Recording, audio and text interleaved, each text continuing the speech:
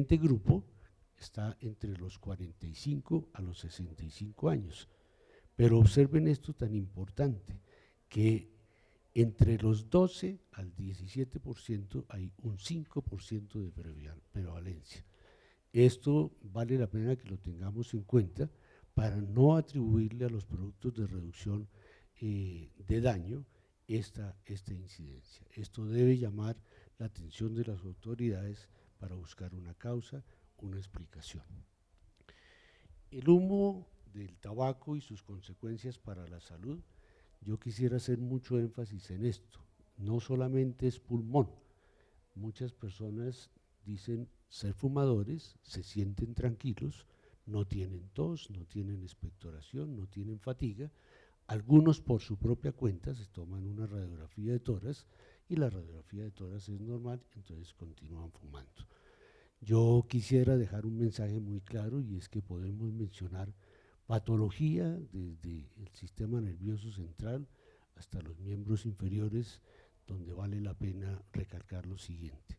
Se puede producir enfermedad cerebrovascular, se puede producir isquemias cerebrales transitorias, se puede producir infartos cardíacos, se pueden producir cáncer pulmonar.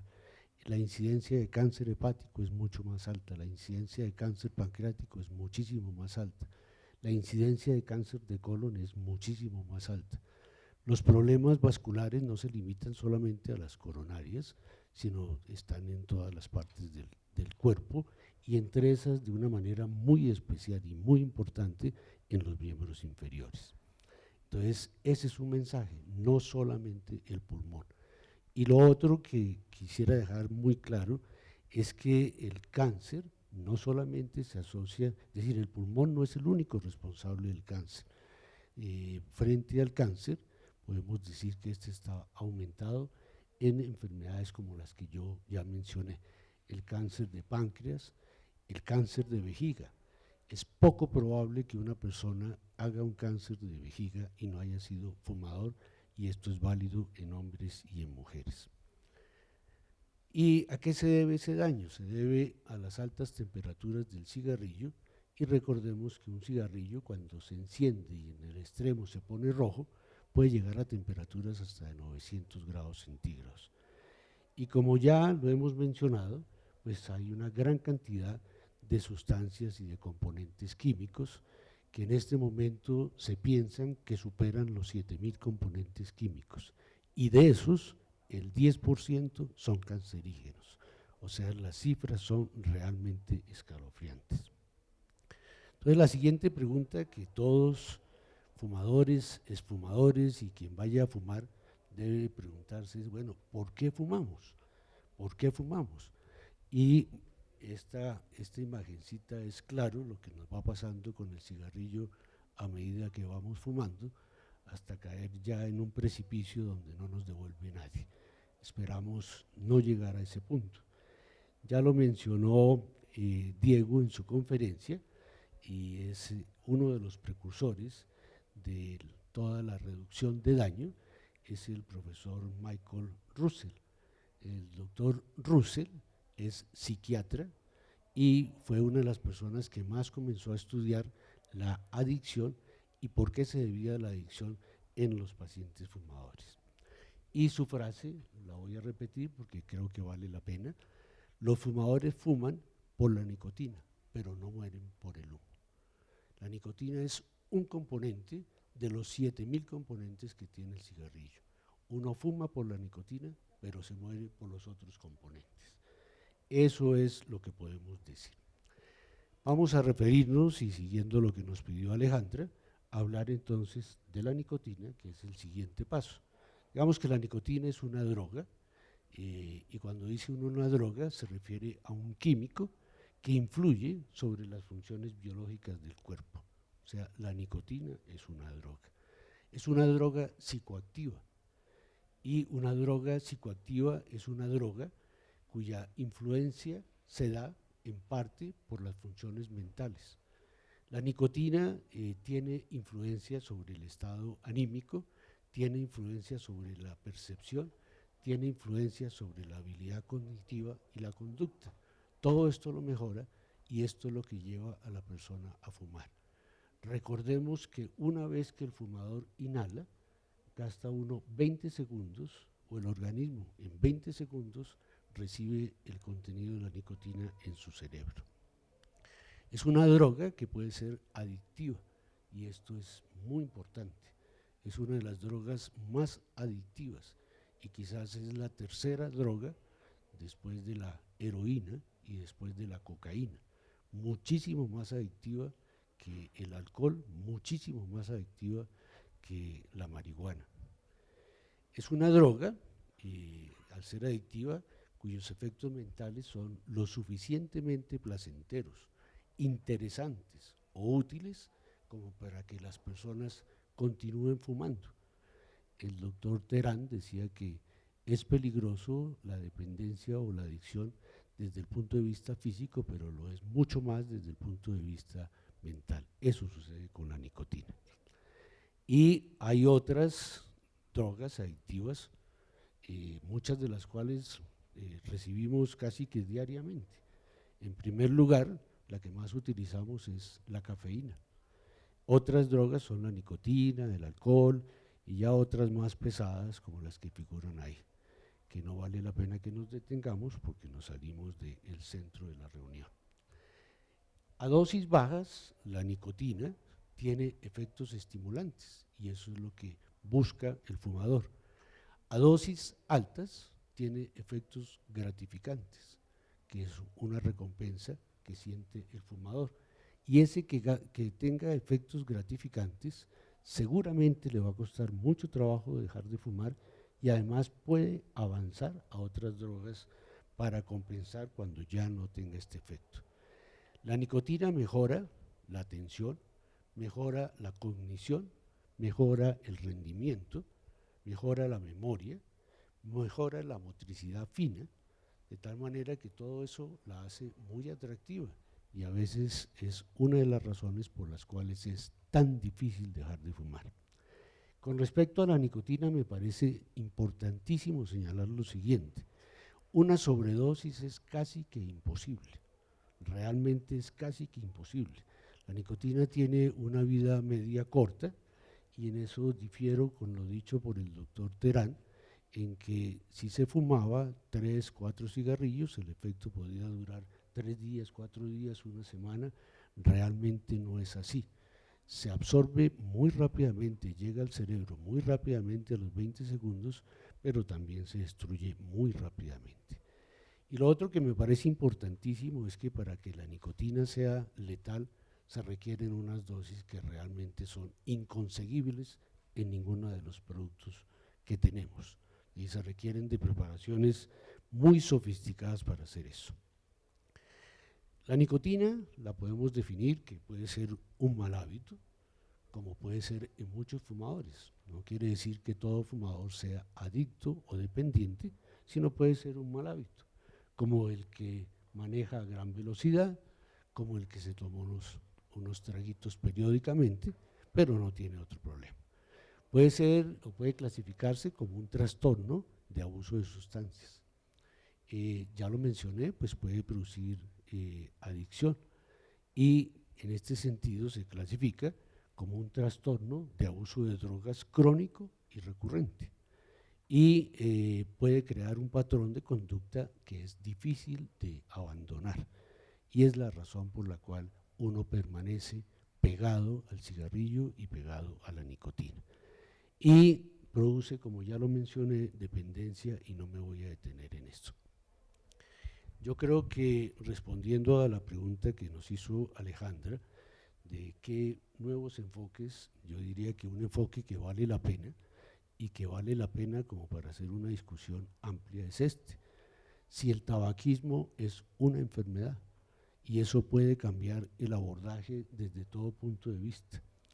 Y la respuesta para algunos es que sí, para otros dudan en esa respuesta. Pero pienso yo que sí puede producir enfermedad cuando la persona se ha vuelto adicta o se ha vuelto dependiente, no en los casos anteriores. Entonces, si eso sucede, decimos que el tabaquismo es una enfermedad y es una enfermedad adictiva, crónica, recidivante y letal.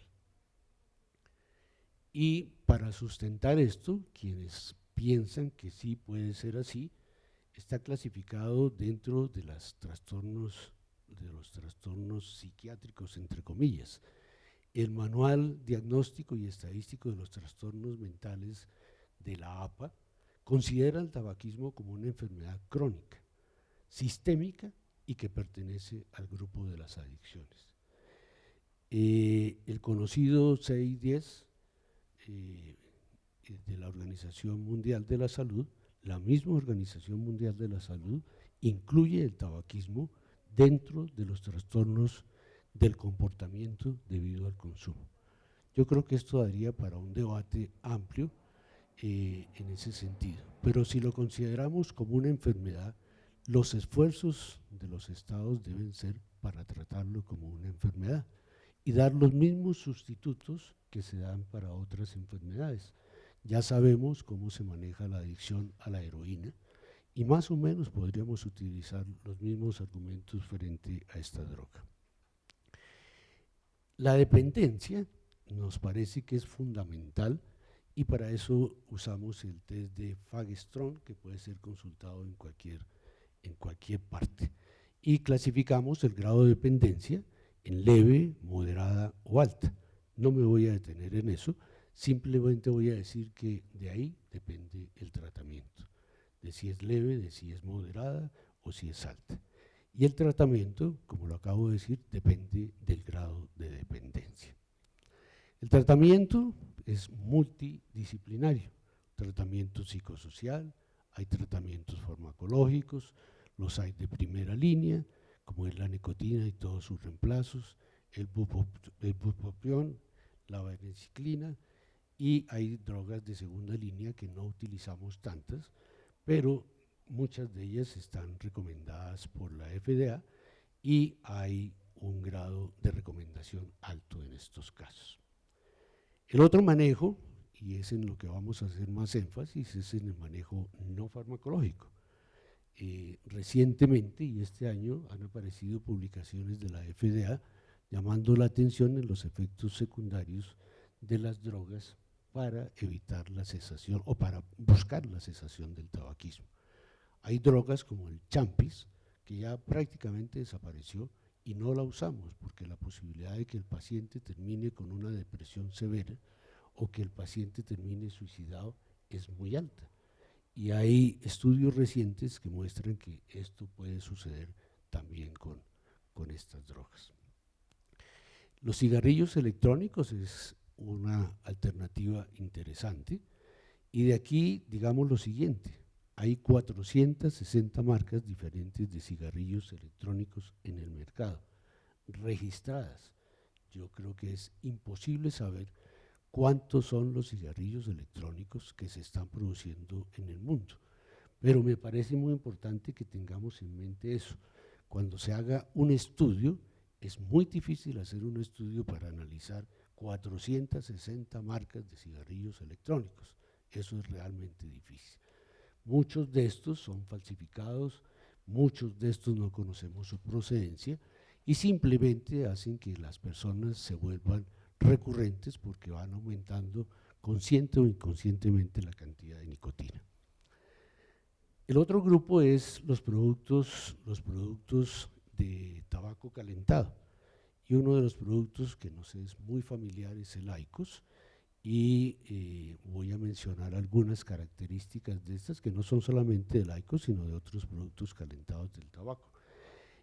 No generan humo, generan vapor, no queman el tabaco y eso es muy importante, no impactan en la calidad del aire en los espacios cerrados, no son cigarrillos combustibles como se desprende de lo ya dicho al decir que no queman el tabaco y tienen una cosa buena que se mencionó en las charlas anteriores y es que no se pierde el olfato y no se pierde el gusto como sí sucede con otras sustancias.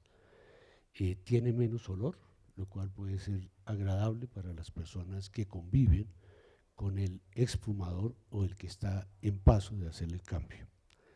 Tiene muchísimos menos componentes nocivos y los componentes nocivos son alrededor de 530, contra los 7.000 componentes que tiene el cigarrillo. Y una cosa que para nosotros es absolutamente fundamental es la cantidad de monóxido de carbono que produce. El monóxido, nosotros respiramos oxígeno y el monóxido de carbono pues es el producto de la combustión del cigarrillo, es el producto de la combustión de muchos de los buses que vemos en nuestras ciudades, de los camiones viejos. El consumo de un cigarrillo emite mucho CO2 y de ahí valga decir que la afinidad del monóxido de carbono es 200 veces más que del oxígeno, o sea, desplaza el oxígeno y de ahí la importancia que tiene. El IQOS no es el único producto de trabajo calentado, ahí están otros productos que después los pueden consultar con más calma. Y finalmente, respondiendo a tu pregunta, entonces, ¿qué hacemos desde el punto de vista del abordaje terapéutico? Yo creo que vamos a proponer lo siguiente. Poner en una balanza los daños que produce el tabaco y poner en esa balanza lo que produce la reducción del tabaco. Yo creo que la respuesta es fácil y podemos decir que el tabaco produce un mayor riesgo y que los otros productos que reducen el riesgo tienen un riesgo mucho menor. ¿Cuáles son los que tienen menor riesgo? Los que acabo de mencionar, los cigarrillos electrónicos y los productos de tabaco calentado. Esos tienen un menor riesgo. No están indicados, obviamente, en todos los casos. Yo diría que se limitan su uso a 2 utilizaciones y es cuando el paciente no puede dejar de fumar o cuando el paciente elige no dejar de consumir nicotina. Esas son las 2 indicaciones. La reducción de riesgo busca no solamente el cigarrillo, sino evitar y usar todos estos tipos de dispositivos. La idea es que no se use nada. Ayudar a los fumadores a que hagan la transición reduciendo su riesgo. Esa es otra indicación. Buscamos, todos los que hemos hablado, en darle un enfoque más positivo a estas nuevas alternativas tecnológicas, y yo diría que terapéuticas, y a las innovaciones que van en beneficio de todo, no solamente de la salud, sino de la parte económica. Como ya lo mencioné, el gasto en salud en países como nosotros es absolutamente desproporcionado. Como ya lo mencionó el doctor Terán, todo lo que sea de reducción de riesgo, no solamente es en este caso, sino en cosas muchísimo más numerosas, son los cinturones de seguridad, es el uso del condón, en fin, todas estas son ejemplos que podríamos citar. Y creo que nos queda absolutamente evidente, y creo que en eso vamos a estar todos de acuerdo, que la mejor opción es dejar de fumar por completo, dejar el tabaco y dejar la nicotina. Eso suena bellísimo decirlo, ponerlo en la práctica es muy difícil, pero la invitación es que hagamos un llamado a dejar de fumar y pensemos en otras alternativas. Entre esas alternativas están las 2 que he mencionado. Voy a traer 2 frasecitas antes de terminar que me parecen interesantes. Aldous Huxley decía: la prohibición completa puede ser decretada, como aparentemente quiere la Organización Mundial de la Salud u otros gobiernos, pero jamás práctica y va a producir más mal que bien. Eso lo dice Aldous Huxley. Pero miren esto tan interesante. Michel de Montaigne, que vivió en los años 1553 a 1592, decía en sus ensayos: prohibir algo es despertar el deseo. Y yo creo que esto no sucede con todas las cosas. Prohibir es despertar el deseo. Y esto se decía en el siglo XVI. No esperamos que los cambios sean tan dramáticos. Y no esperamos que los cambios sean tan dramáticos porque acordémonos que el tabaco se encontró en América y se encontró en el año de 1492. Rodrigo de Jerez fue uno de los que desembarcó en Cuba y le llamó la atención una persona que estaba botando humo y pensó que se había quemado. Eso pensó Rodrigo de Jerez, después ya exploró y era el tabaco.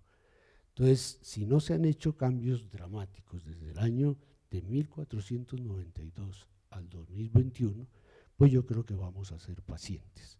Pero al igual que ha sucedido con otras situaciones, pues creo que sí podemos darle agilidad.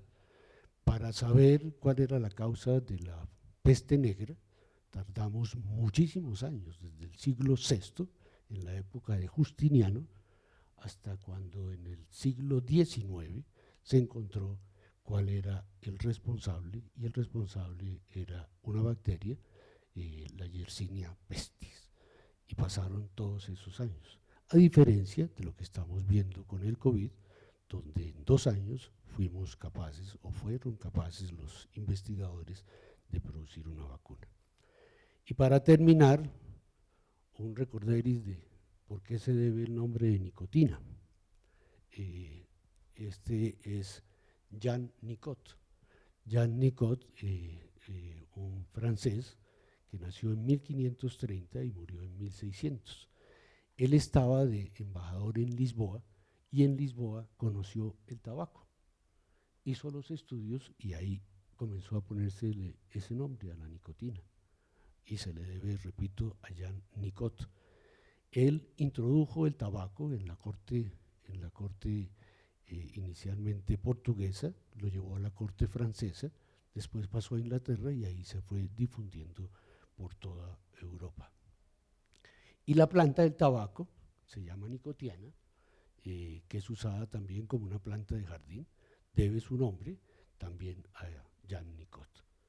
Con esto pues termino esta presentación, que espero haya dejado un mensaje claro, un mensaje positivo y un mensaje optimista. Yo creo que nuestra idea con el fumador es respaldarlo. Nosotros como médicos, como neumólogos, como cualquiera que sea nuestra profesión, es respaldarlos, no cerrarles las puertas, explicarle el por qué el cigarrillo es nocivo, mostrarle otras alternativas. Hay muchos colegas que le dicen al paciente, si va a seguir fumando, no lo recibo en la próxima consulta. Me parece que eso es tanto como decirle a un paciente obeso, si no baja de peso, no venga a la próxima consulta. Y como siempre hemos mencionado, en este lado del escritorio del médico es muy fácil decir lo que hay que hacer, lo difícil es estar en el lado del paciente. De tal manera que reitero mis agradecimientos, me he sentido muy complacido y muy agradecido por esta invitación.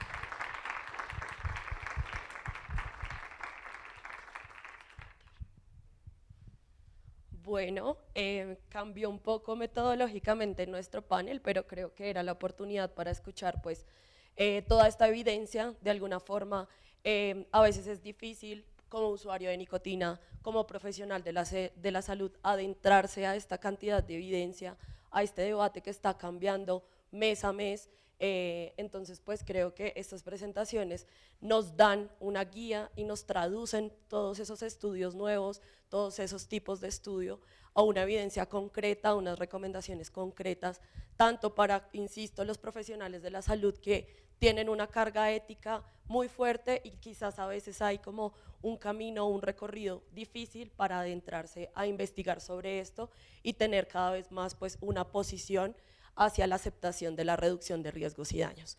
Quisiera terminar este panel señalando la importancia de una carta firmada por nuestros panelistas, entre esos, y por Carmen, que la escucharemos más tarde, de 100 expertos en el mundo quienes defienden la reducción de riesgo y daño y quienes envían una carta a la OMS para que reevalúe su posición y el manejo del tema como lo ha abordado hasta el momento. Pues tenemos de esos 4 aquí, así que los invitamos pues a aprovechar, acercarse a ellos, preguntar, pero pues no quisiera dejar de mencionar que esta carta pues señala digamos, la fuerza y la fortaleza que tiene la reducción de riesgo y daño para lograr los mismos objetivos en salud pública, ODS incluso, desarrollo sostenible, que puede dar pues este enfoque, toda esta evidencia y el trabajo pues de todas estas personas impresionantes. Muchísimas gracias. Y bueno, quisiéramos invitarlos 15 minutos de receso para continuar con un panel muy interesante sobre la experiencia de la reducción de riesgo y daño en otras sustancias para traerla pues a esta experiencia. Los doctores están en este momento también conectados a la audiencia pública sobre el debate de un proyecto de ley que cursa en Colombia, entonces pues si pueden ver en redes también su participación, pues los invitamos a seguir esta audiencia pública de manera paralela también. Bueno, muchísimas gracias y continuamos con muy buenos paneles más tarde.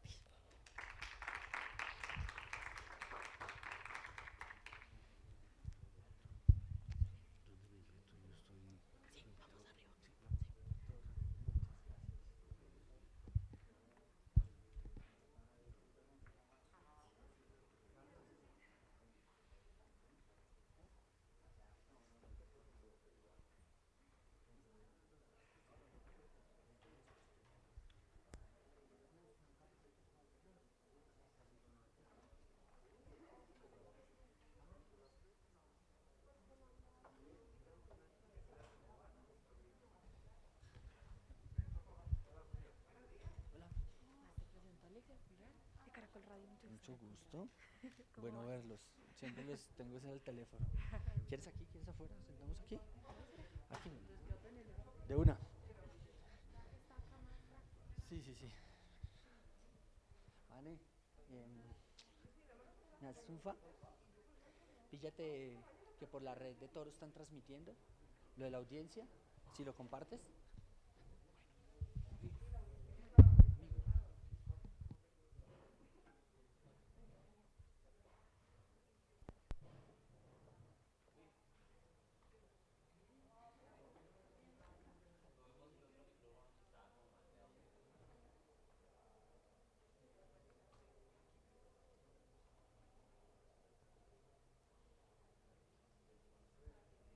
Hola, hola, hola, hola.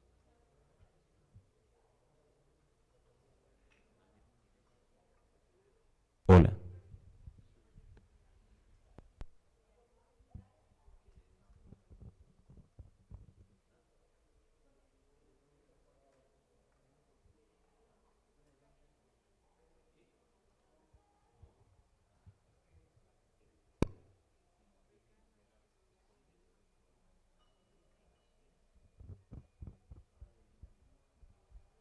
Hola, hola.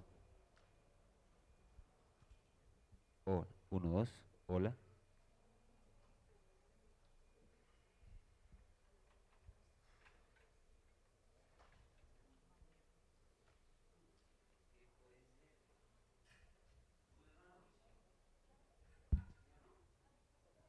Hola, hola, hola. Hola, hola, hola. Oh, oh, oh, oh.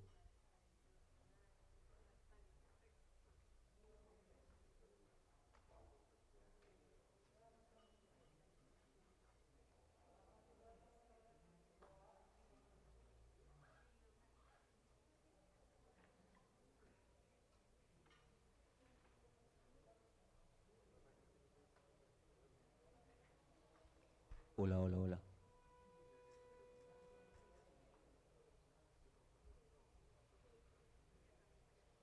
Oh, hola, hola, hola. Hola, oh.